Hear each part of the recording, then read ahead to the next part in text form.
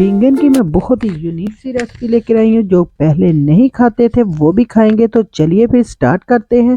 जी अस्सलाम वालेकुम मेरी प्यारी बहनें, कैसी हैं आप सब। उम्मीद करती हूँ आप सब ठीक होंगी।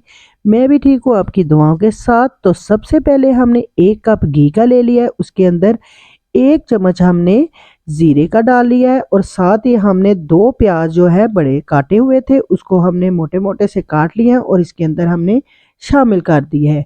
इसको हल्का सा फ्राई करेंगे और उसके साथ ही हम इसके अंदर अदरक लहसुन का पेस्ट भी शामिल कर देंगे जो कि है 2 चम्मच।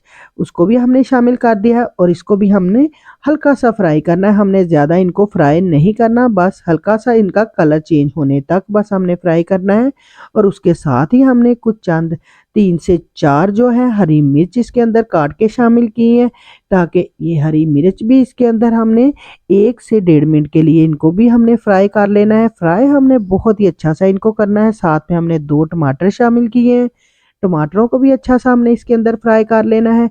हमने इनको बहुत गोल्डन ब्राउन नहीं करना, हमने सिर्फ सोते करना है ताकि हमारे प्याज और ये जो मसाला है बहुत ही अच्छा सा इसके अंदर हो सके। उसके फ्राई होने के बाद हमने इनको तमाम मसाले को हमने घी से अलग कर लेना है। आपने अच्छी तरह इसको निकाल लेना है और उसी घी के अंदर हमने आलू जो काटे हुए थे ½ kg के करीब लगा लें, या आप 2 बड़े आलू लगा लें, वो काट के हमने इसके अंदर फ्राई के लिए डाल दिए हैं। उसके बाद जो हमने मसाला निकाला हुआ था वो हमने इनको ग्राइंड करना है। हमने ग्राइंडर में वो मसाला शामिल कर लिया है। उसके बाद हमने 1 लेमन लेना है और उसको हमने उसी के अंदर बहुत ही अच्छा सा ग्राइंडर में ही निचोड़ लेना है। आप इसके साथ मसाला भी शामिल कर सकते हैं, दूसरा आप चाट मसाला भी शामिल कर सकते हैं। इसके बाद हमने ½ कप के करीब इसके अंदर दही शामिल किया और ½ कप ही हमने पानी डाल के जो है उस मसाले को हमने बहुत ही अच्छा सा ग्राइंड कर लिया है। ग्राइंड करके हमने उसको एक साइड पे रख लिया। अब हमने जो आलू डाले थे वो हमारे बहुत ही अच्छे से फ्राई हो चुके हैं, उसी घी में फ्राई हो गए हैं। अब उसी घी में जो बाकी बचा था उसमें हमने थोड़ा सा घी और डालेंगे और उसके साथ ही हमने जो बैंगन थे हमारे हमने मोटे मोटे से काटे हुए हैं वो भी हमने फ्राई कर लेने हैं। फ्राई हमने बस तकरीबन 1 से 2 मिनट उनको करना है और उसके बाद हमने जो आलू फ्राई किए थे वो भी हमने इसके अंदर शामिल कर दिए हैं।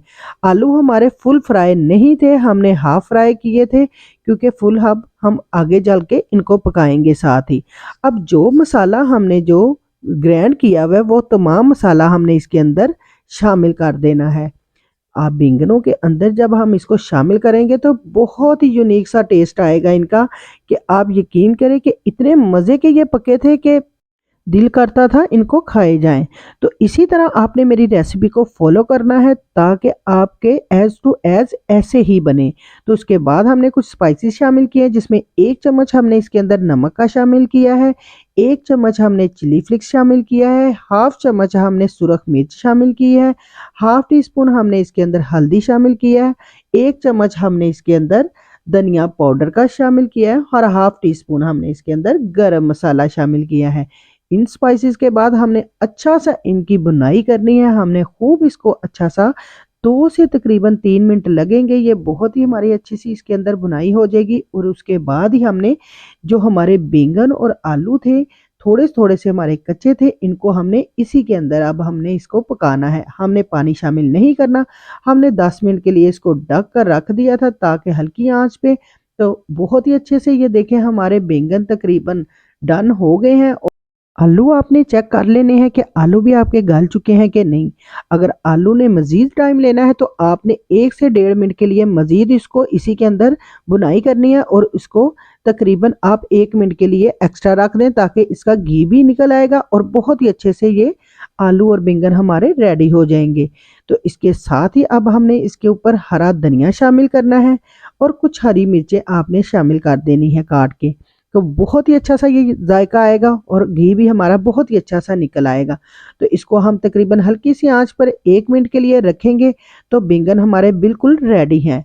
अगर इस पॉइंट पे आकर आपको मेरी ये रेसिपी अच्छी लगी है तो प्लीज़ मेरे चैनल को लाइक करें, सब्सक्राइब करें और आगे दोस्तों को शेयर करें। इसी के साथ फिर मिलेंगे नई रेसिपी के साथ, तब तक के लिए अल्लाह हाफिज़।